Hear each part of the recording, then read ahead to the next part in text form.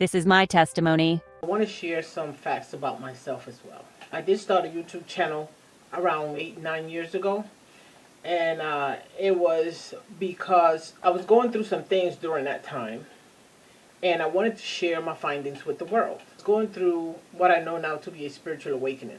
During my awakening, I was going through, I guess, what they call the dark night of the soul. So during that time, I was going through my spiritual awakening and having a lot of I would call very bad experiences with people, places, and with things that I used to do, things that came easy to me all of a sudden. I either lost interest in it or I could no longer do it. Something was stopping me from being who I always was. And so I didn't know where to turn. So I started watching a lot of YouTube videos and researching whatever the experiences that I was having. And that's how I learned that it was a spiritual awakening. But before I learned that it was a spiritual awakening, I stumbled upon the topic of targeted individuals in gang stalking. Okay? And what targeted individuals and people who claim to have been gang stalked was going through, I was having very similar experiences. So I never labeled myself a targeted individual, but I wondered. So to tell you a little bit about targeted individuals, as you can see in some of my videos, which I illustrated with AI technology, some targeted individuals believe that the government is after them. Some people, like myself, believe that this was a personal attack from a personal friend or an ex, a disgruntled somebody. Or in my case, it was a friend of the family who, this is what I believe, okay? It was a friend of the family who gathered all her friends from this area where I moved into. I didn't know. I was new here. She lived here for 14 years prior to me living here. She no longer lives in the city as far as I'm concerned. She does have ties. Family members of hers still live in the city. And I believe that she has some type of mental issues. I didn't know that, but now I believe that she does. And when she first learned that she was having these issues, she went to get help and continue to get help in there at that clinic or wherever she met other people. And that's how you would get these type of people to all gang stalk you in the same town. I'm sure she used lies and deceit to get these people against me, but you know, that's what it was.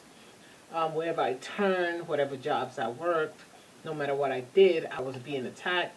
And I believe that they also use some form of black magic. I'm just going to keep it there, okay? So I started to go through these mental things that I've never gone through. I knew that people with mental issues go through some of the things that I was experiencing. But I studied psychology for 4 years and I had been studying personality disorders. So I knew that you don't just wake up one day and you have this mental disorder. This is something that is found and diagnosed at an early age or that you exhibit at an earlier age. So I knew that I wasn't going crazy. But there was so much going on. Again, maybe I was a targeted individual, but I just wouldn't accept that. Because to me, that's like the final nail in the coffin. Like, that's your life. And I just couldn't accept that. I'm not that type of person. I'm an optimistic person. Kept doing my research. And because of the experiences that I was having whenever I turned, and also the mental and spiritual, and physical experiences I was having, body aches and headaches and stuff like that. In the depths of despair, I found myself grappling with a profound spiritual emptiness. I was in a mental, physical, and spiritual rut. Like a ship lost at sea, I was adrift, my compass spinning out of control, and I had no idea how to fix it. I was physically unwell, plagued by mysterious aches and pains that doctors couldn't explain. I thought to myself, this has to be spiritual. This cannot just be a physical experience that I'm having, right? Before I go any further, I knew nothing about the spiritual world. Everything that I've ever learned had been in a movie, some type of fictional stories, book, whatever. I never knew it to be true. But because of the experiences that I was having, I started to consider it, okay? So I was open to the idea, and that's when I stumbled upon the topic of spiritual awakening. Now, when I researched spiritual awakening, that made more sense to me than being a targeted individual. a targeted individual story, and this is not to offend anyone, it sounds more like a delusional story. One person in particular said he was being targeted for 35 years. Some other people would say that, they're using some type of technology to attack them at home. There was a number of things, but some of these target individuals, even though their stories sound like fiction, like they were delusional, I believed it. Like there's a man who opened his window and he said, "Watch when I open the window, what's gonna happen outside." And this is the interesting part. This is the part that really woke me up. Okay, this is the part that told me that something special was going on, something out of this world, something that we were never taught. Okay, something that none of us would ever expect. When he would say, "Just woke up in the morning," he has his camera rolling, right? He had just woke up in the morning, and I don't know, maybe he lived in Alaska, because he had one of those windows that, like a metal something that opens this way. And he said, "As soon as I open the window, there's going to be somebody out there with a gray shirt and an orange shirt one day." And he would just say these things, and then it would happen. That was a big deal for me, and I'm going to explain to you why. So, sure enough, he opened this window, he raised his window, he showed like one video for different days or something like that. And yeah, there would be somebody with an orange shirt, somebody with a blue shirt, somebody with a gray shirt. And I was like, now, for all I know, that's somebody that was using technology to make these things, seem real. But to me, they were very real, okay? And I'm going to tell you why again. Well, his video wasn't just about that. It was about him talking about his experiences, whatever. But everything that I was learning about gang stalking, target individual, and everything, and what other people were saying about it, people who were experiencing it, but started realizing that they were having a spiritual experience, I was taking that in. And then something huge happened to me. What I'm about to explain had happened to me a number of times, but I never looked at it that way. Whenever I left my house, there was always somebody coming out their door at the same time that I was going out. But I expected it because I had experienced it already. Now, whenever I got in my car and drove off from my parking spot, somebody in the same parking lot, wherever I was, would do the same thing. If I was at a store and I'm driving out, there would be a car that all of a sudden appears and cut me off. Or if I'm driving out of, let's say, a gas station, and there are no cars. I'm driving out. All of a sudden, the light changes, and there's a bunch of cars coming from every direction. When a minute ago, there were no cars out there. As I was watching these target individual videos, the same thing would happen with whatever experiences they were having. They would say, for example, "Look at how many red cars, gray cars, and white cars are in this parking lot." Or, "Watch a red car drive by as soon as I pull up my car." And then somebody kind of debunked it. They did a research. This website, they looked in the website.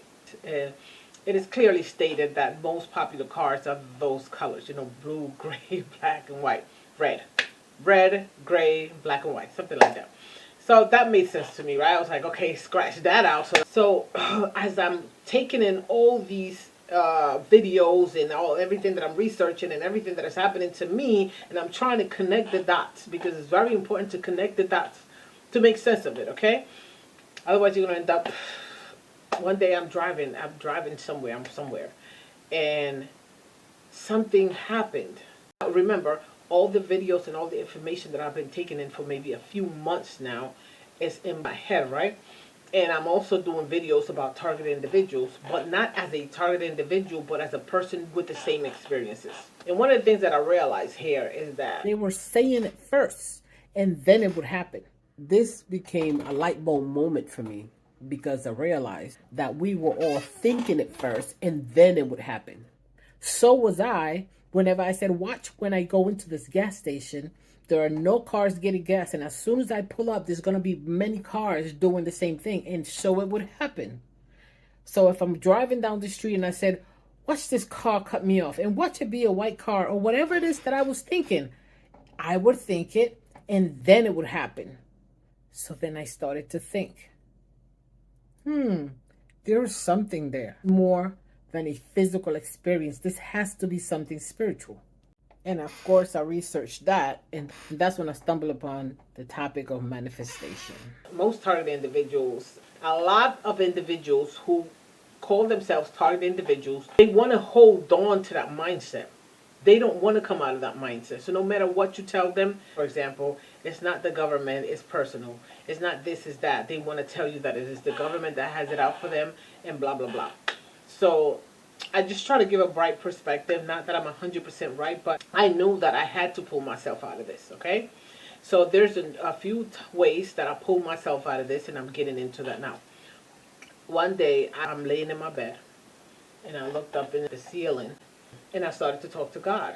The reason why I got that idea is because watching all these videos about spiritual awakening, I remember somebody said God to take, something like that. Something about speaking to God and telling him to take the wheel. So one day I'm going home. I'm pretty sure that day I had a bad experience with somebody. Because everywhere I went, no matter what I did, I would have a bad experience with somebody, no matter if I was out for 15 minutes or if out for an hour. So I kept my going out for like maybe a year and a half. I keep saying 2.5 years, but maybe it wasn't that long. It just seemed that long. I kept it very short. I just ran and did what I had to do and came right back. Tried like not to interact with people, and I would keep my eye down. My like I would try not to make eye contact with people. No matter where I was and what I was doing, I would always look down. So anyway, in one evening, I'm feeling overwhelmed. My body is hurting. My back, like if I have fibromyalgia, whatever. I'm gaining weight at a fast rate. I have a headache. I had Excedrin. Had like a container where I kept my pills for the day to make sure that I don't take more than the recommended amount for that day. But I stayed on Excedrin all day. I was always having the same thoughts and the same worry. I was afraid to go look for a job because I quit my job because of these experiences. So much was going on. It was just like, I can't live like this anymore, you know? And I was overwhelmed, and I looked up to the ceiling, and I just asked God, like, please take over because I don't know where I'm going. I was so full of emotions when I expressed that, hoping that it would really work for me. I found an unexpected beacon of light. I prayed and asked God to take over the wheel because I didn't know which way to turn. No matter how this world have made you believe that God is a myth, when you find yourself at a crossroads, when you're struggling to make sense of it all, do not hesitate to ask God for help and guidance. The days after that, I forgot that I did that. And I was just going about my way and doing everything. I didn't even believe that God would really take over, to be honest with you. I was just doing what I'm doing and dealing with this every day and doing research and following other spiritual people. And I pulled further and further back from religious beliefs. I don't want to sound like I'm against Christians. I'm not against Christian. I'm not against religion. I'm not against any religious belief. I grew up Catholic, and my family here, when we got here, young, we went to Baptist church. So I have a whole, like most of my family members, some are real, some are fake, are Christians. So it's not like I have abandoned it altogether. I remember what I learned, but even growing up, I had questions about religion, and the whole "don't question God," which you would again see in one of my videos. And yeah, I have a couple questions for God. Like, what did I do to deserve menopause? What did I do in this lifetime to deserve menopause? That's controversial right there. That's something that I need an answer for. But anyway, I haven't completely abandoned religious beliefs. It's just that I don't believe that because you are a church leader that your intentions are pure. And I don't believe that because you are a pastor or a priest or whatever that you have all the answers, all the religious answers, all the spiritual answers. And I don't believe that we should praise them. I don't think that we should look up to them as if they're like the most high. I believe that you should just go to this spiritual place, this religious place to fellowship and to speak about the word of God like you're in that energy. Right? I think that people take it too far and believe that their pastor or their priest is somebody special. They go for counseling like with a pastor. They're dating the congregation, okay? They're dating the people that come to them for help. They're breaking up marriages, okay? They're cheating on their spouses, okay? Like, how many years does this have to happen before people realize that they're not God? They didn't write the Bible. They're not somebody to bow to. The speaker of the house chosen to speak the word of God. They're not gods. And I wish people to understand this, right? They put too much emphasis on their pastor. I remember as a young girl, I was forcefully going to a Baptist church. And I say forcefully not because it was a bad thing. It's because my aunt just wanted to be wicked. We're hanging out the day before, coming home late. And she wanted to get us up at 6 o'clock in the morning just because we went out the night before. But when I didn't go out, she never woke us up. So it was just being wicked. So forcefully, she would make us go to church, this Baptist church. And it was a nice church. And I think, it was a nice service too, because I remember crying one day while being there. I remember coming out of church and just standing outside because there were family. That was my grandfather's, my mother's father, church. And I remember after service, we would just stand outside, everybody just standing outside. And I would just look around and hear the girls, the young girls, including my sister, speak about the pastor's sons. And how cute they were, how handsome, and all the girls just waiting for them to come out, right? And they were like, one of them was a nerd and the other one was like, just a regular, they were just regular guys. But they were dressed in 3D suits like their dad. And everybody just loved them as if that was Jesus. Those were Jesus' children. And and the Virgin Mary was the wife, That's how they praised them. And I remember just standing to the side and just kind of looking and watching my sister. And I was lost. I didn't understand.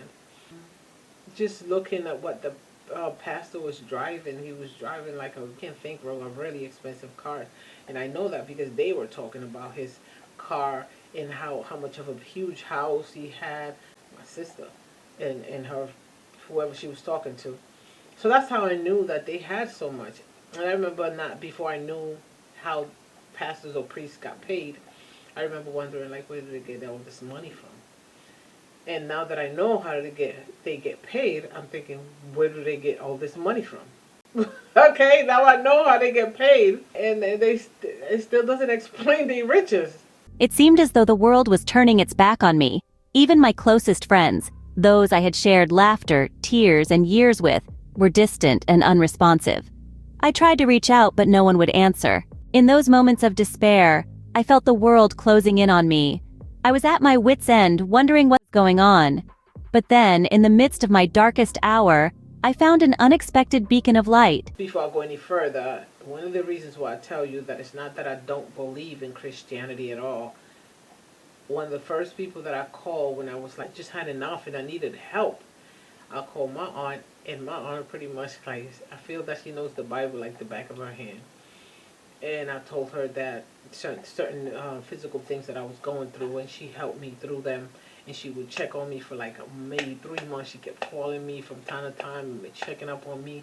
And to this day, I thank her for that. Request the divine assistance to help you make decisions and to curb your impulsivity.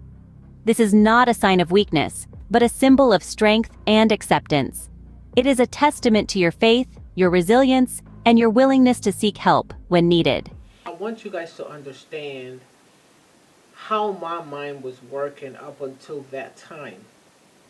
And once I asked God to take over, how things have been since then. I don't do impulsive things. I question it, I have it in my mind, and then I believe that God tells me when it's when. When it's time to leave, stay there, take it, don't take it, it's not for you. And if I ever, for example, apply for anything and I don't get it, that's to me is God saying it's not for you. So I've also learned acceptance. As I journeyed towards my spiritual awakening, I did not gain a wealth of material possessions. Instead, I found something far more valuable, something that no amount of money could buy, and certainly something that I had been missing out of my entire life. I didn't realize how unhappy I had been before my awakening my entire life up until that point. and how I didn't understand happiness. I just thought that the things that happened to me is just what happened to me, and I wasn't happy about it. I didn't know that there was another side, like you can't actually be happy again without another person representing your happiness. I discovered an abundance of happiness, something that no one had ever told me about, a joy that permeated through every aspect of my life. This was new. Sometimes we don't understand that the things that we experience through in our childhood is what have us so limited. No matter what you do, you're doing the same thing that other people did to be successful, and it's not working for you. And successful doesn't mean that you're making a lot of money. It could be successful at marriage, successful in relationships, successful in friendship, successful in losing weight, successful in life in general. Why is that working for you? You don't know that your upbringing had a lot to do with what's keeping you limited. What's keeping you afraid? What's keeping you shy the way I was? What's keeping you from being outspoken, from being confident? What's keeping you from believing that you deserve? My dear friends, if you too find yourselves in a moment of spiritual crisis, do not despair. Reach out to God, ask for His help, His guidance, and His love. You may not see immediate changes, but rest assured, He is listening. He is there with you, in your darkest hour and in your moments of joy. I think I covered everything that I wanted to discuss in this video. I wanted you guys to get to know the person behind the faceless videos. And real quick about the videos, these videos explain experiences that I've had, things that I've learned, dreams that I've had. So you're going to see in a folder with the dream interpretation. I try to have them organized. Listen, any questions that you have that you would like me to answer in terms of experiences that are similar to the ones I've had, and you just haven't found an answer, I mean, just ask me any questions. If you feel more comfortable sending me an email, send me an email. We'll visit in the next video. Okay? Bye-bye. If you stayed to the end, don't forget to give it a thumbs up. Comment your thoughts and share with your friends. Please consider becoming a subscriber. Your interaction would help this video reach a wider audience. Thanks for watching. See you in the next. God bless.